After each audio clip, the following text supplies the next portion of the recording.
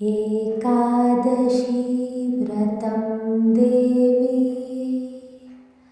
सर्वपापप्रणाशिनी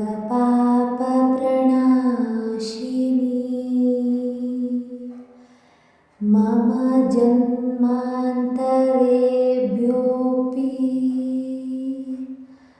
पापं नाशया ಕೇಶವ. ಅಪರೂಪಕ್ಕೆ ಬರುವಂತಹ ಈ ಏಕಾದಶಿ ಮತ್ತು ಮಕರ ಸಂಕ್ರಮಣ ಕಳೆದ 23 ವರ್ಷಗಳಿಂದ ಬಂದೇ ಇಲ್ಲ. ಇಂತಹ ಅದ್ಭುತವಾದಂತಹ ದಿನದಂದು ವ್ರತವನ್ನು ಆಚರಿಸಿದರೆ ಅಥವಾ ಈ ವ್ರತದ ಮಹಾತ್ಮೆಯನ್ನು ತಿಳಿದುಕೊಂಡರೂ ಸಾಕು, ಇದನ್ನು ಕೇಳುವುದರಿಂದಲೇ 1000 ಏಕಾದಶಿ ಮಾಡಿದ ಫಲವನ್ನು ದೇವರು ನೀಡ್ತಾನೆ. ರಾಜನ ರಾಜ್ಯವನ್ನು, ಸುಖ ಸಂತೋಷವನ್ನು, ಸಮೃದ್ಧಿಯನ್ನು ನೀಡುವಂತಹ ಅಪೂರ್ವವಾದಂತಹ ಈ ಕತೆ ಮತ್ತು ಮಂತ್ರಗಳನ್ನು ಈ ವಿಡಿಯೋದಲ್ಲಿ ನೋಡೋಣ. ಕಥೆಯನ್ನು ಪೂರ್ತಿಯಾಗಿ ಕೇಳಿದರೆ ಮಾತ್ರ ಪೂರ್ಣ ಪ್ರಮಾಣದಲ್ಲಿ ಫಲವು ಲಭಿಸುತ್ತೆ. ವಿಡಿಯೋನ ಸ್ಕಿಪ್ ಮಾಡದೆ ಭಕ್ತಿಯಿಂದ ಕಥೆಯನ್ನು ಕೇಳಿಸಿಕೊಳ್ಳಿ. ಪುರಾಣ ಕಾಲದಲ್ಲಿ ಧರ್ಮಾಪುರ ಎಂಬಂತಹ ಒಂದು ನಗರ ಇತ್ತು.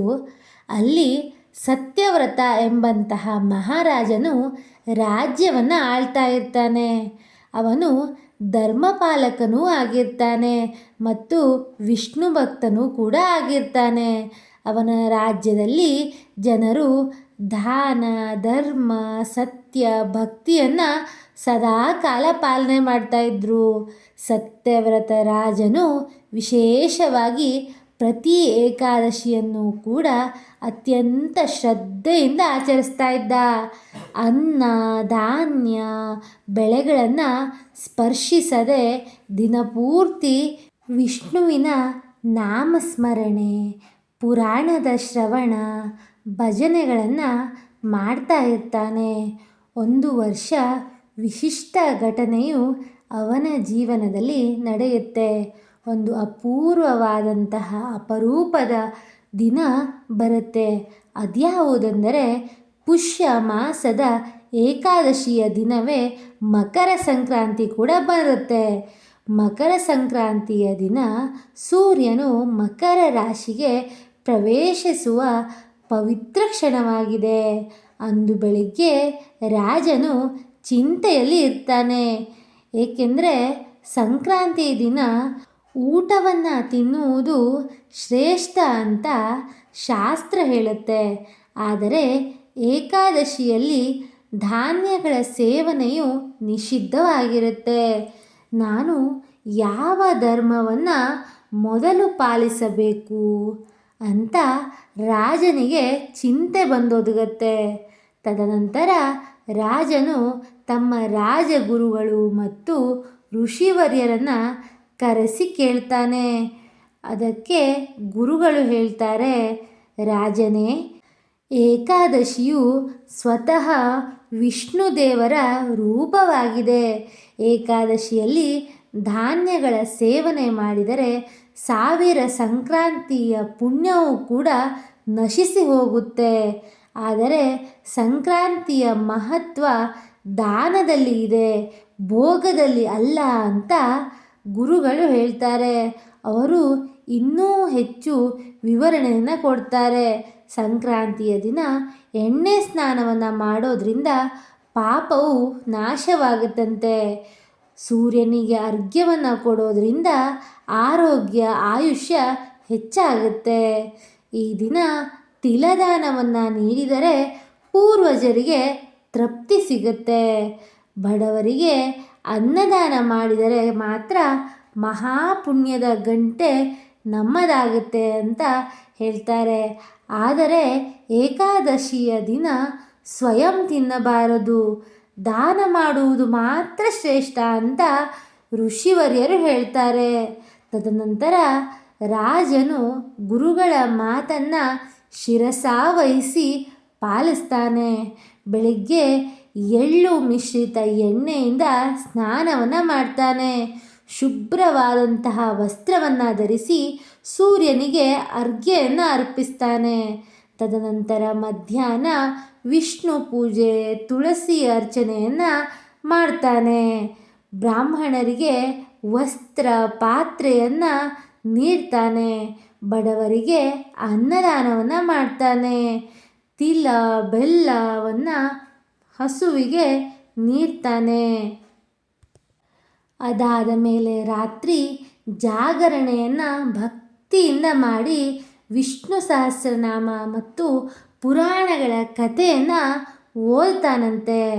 ಆ ದಿನ ರಾತ್ರಿ ವಿಷ್ಣು ದೇವರು ಸ್ವಪ್ನದಲ್ಲಿ ರಾಜನಿಗೆ ಕಾಣಿಸಿಕೊಂಡು ಹೇಳ್ತಾರೆ, ಸತ್ಯವ್ರತನೇ, ನೀನು ಧರ್ಮದ ಸೂಕ್ಷ್ಮತೆಯನ್ನು ಅರಿತು ನಡೆದೆ.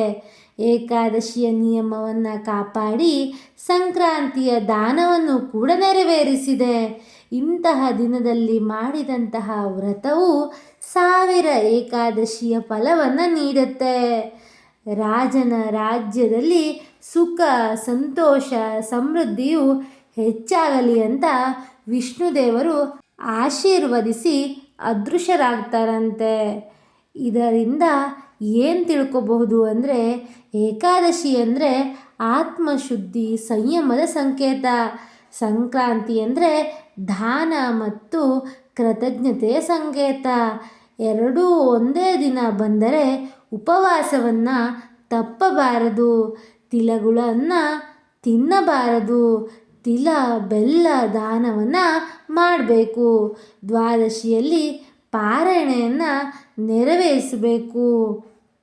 ತದನಂತರ ಯಾವುದೇ ಕಷ್ಟವಿರಲಿ ಭಗವಂತನಲ್ಲಿ ಭಕ್ತಿಯಿಂದ ಬೇಡಿಕೊಂಡು ಮಂತ್ರಗಳನ್ನು ಮತ್ತು ಜಪವನ್ನು ಜಪಿಸಬೇಕು. ಈ ಕಥೆಯ ಧರ್ಮೋಪದೇಶ ಏನಂದರೆ, ತಿನ್ನುವಲ್ಲಿ ಸಂಯಮ ಇರಬೇಕು, ಕೊಡುವಲ್ಲಿ ಉದಾರತೆ ಇರಬೇಕು. ಅದೇ ನಿಜವಾದ ಧರ್ಮ ಎಂಬುದನ್ನು ಈ ಕತೆ ತಿಳಿಸುತ್ತೆ. ಈಗ ವ್ರತ ಕಥೆಯನ್ನು ಕೇಳಿ ಆಯಿತು, ಮಂತ್ರಗಳನ್ನು ಕೂಡ ಕೇಳಿ ನಾವು ತಿಳಿದೋ ತಿಳಿಯದೆ ಮಾಡಿದಂತಹ ಪಾಪಕರ್ಮಗಳನ್ನು ತೊಳೆದುಕೊಳ್ಳೋಣ.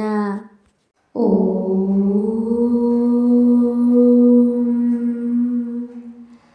ಏಕಾದಶಿ ವ್ರತಂ ದೇವಿ ಸರ್ವ ಪಾಪ ಪ್ರಣಾಶಿನಿ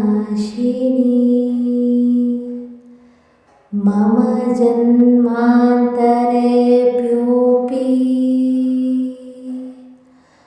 ಪಾಪಂ ನಾಶಯ ಕೇಶವ.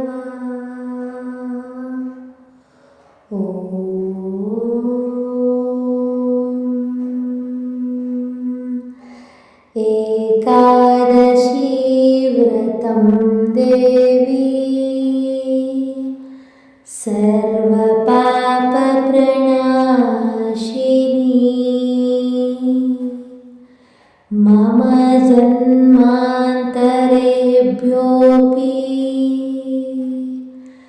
ಪಾಪಂ ನಾಶಯ ಕೇಶವ.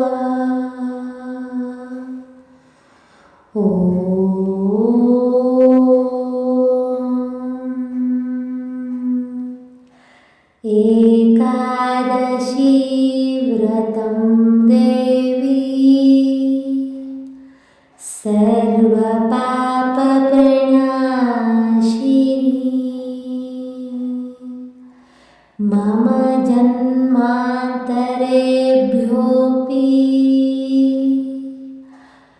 ಪಾಪಂ ನಾಶಯ ಕೇಶವ.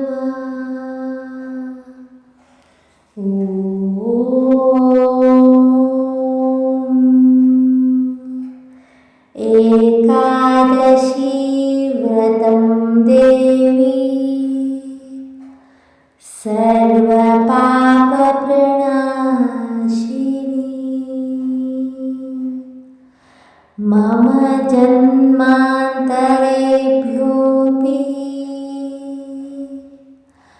ಪಾಪಂ ನಾಶಯ ಕೇಶವ. ಓಂ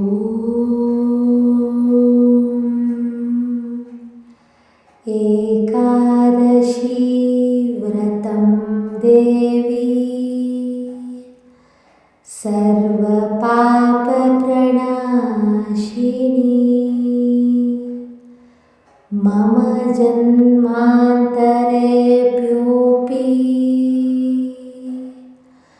पापं नाशय केशव।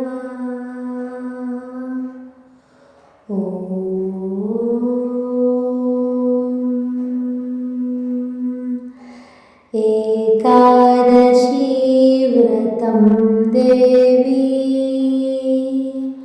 सर्वपापप्रणाशिनी।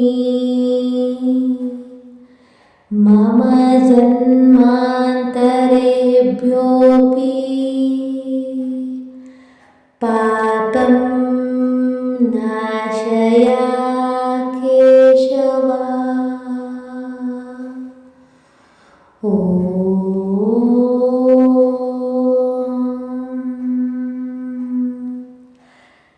एकादशी व्रतं देवी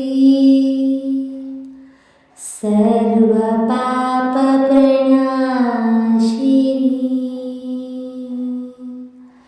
मम जन्मान्तरेभ्योऽपि पापं नाशय केशव।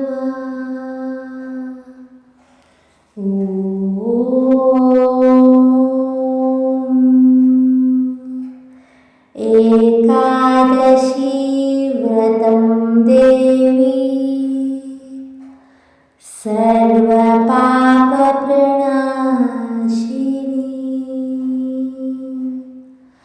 मम जन्मान्तरेभ्योऽपि पापं नाशय केशव।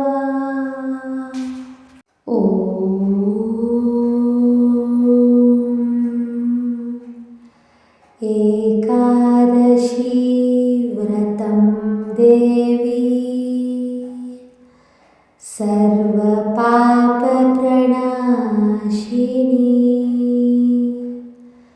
मम जन्मान्तरेभ्योऽपि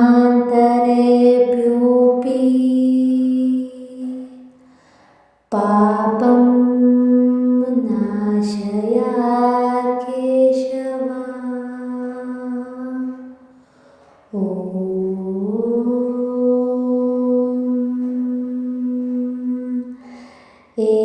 एकादशी व्रतं देवी सर्वपापप्रणाशिनी।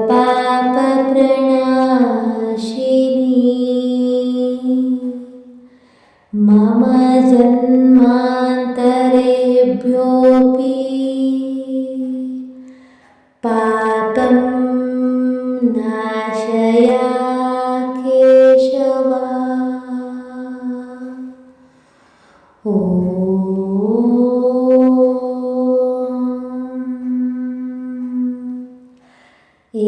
एकादशी व्रतं देवी सर्वपापप्रणाशिनी।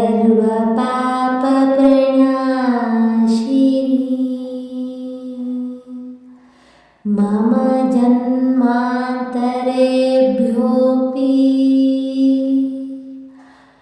पापं नाशय केशव।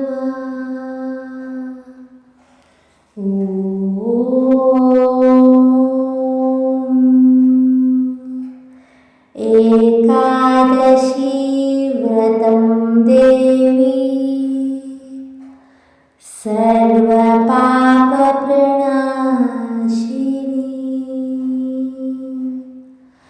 मम जन्मान्तरेभ्योऽपि पापं नाशय केशव।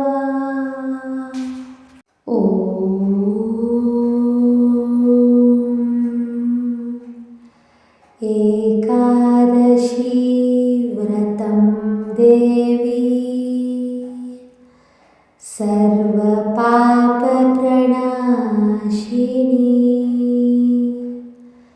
मम मम जन्मान्तरेभ्योऽपि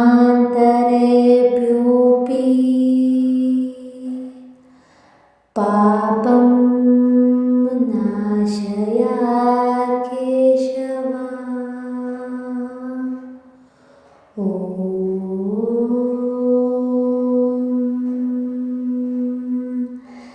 एकादशी व्रतं देवी सर्वपापप्रणाशिनी।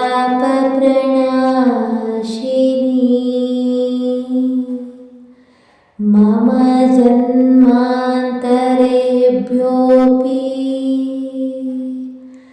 पापं नाशय केशव।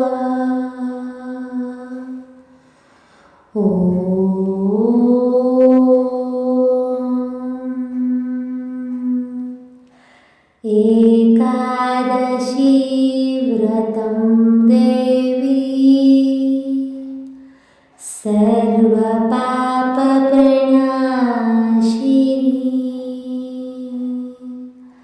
मम जन्मान्तरेभ्योऽपि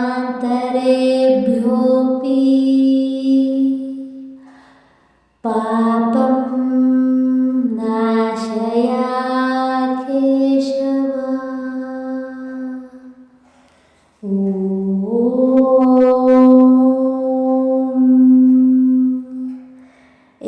एकादशी व्रतं देवी सर्वपापप्रणाशिनी।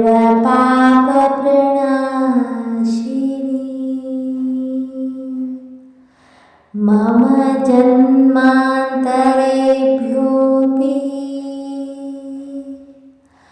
पापं नाशय केशव।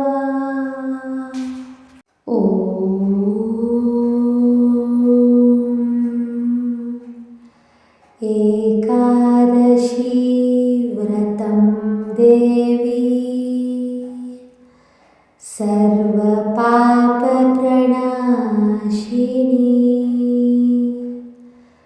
मम जन्मान्तरेभ्योऽपि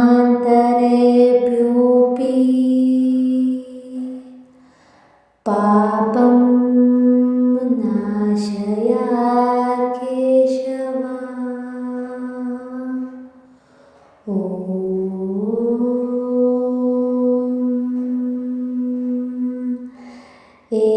एकादशी व्रतं देवी सर्वपापप्रणाशिनी।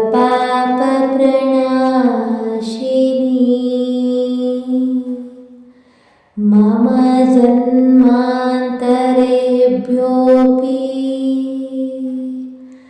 पापं नाशय केशव।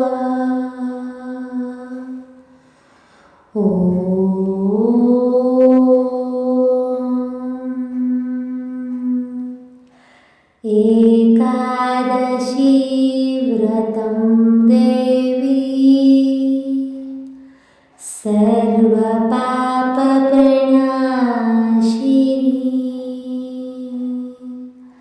मम जन्मान्तरेभ्योऽपि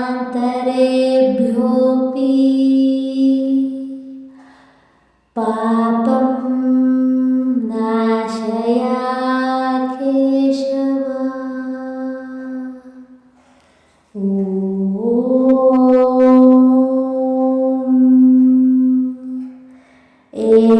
एकादशी व्रतं देवी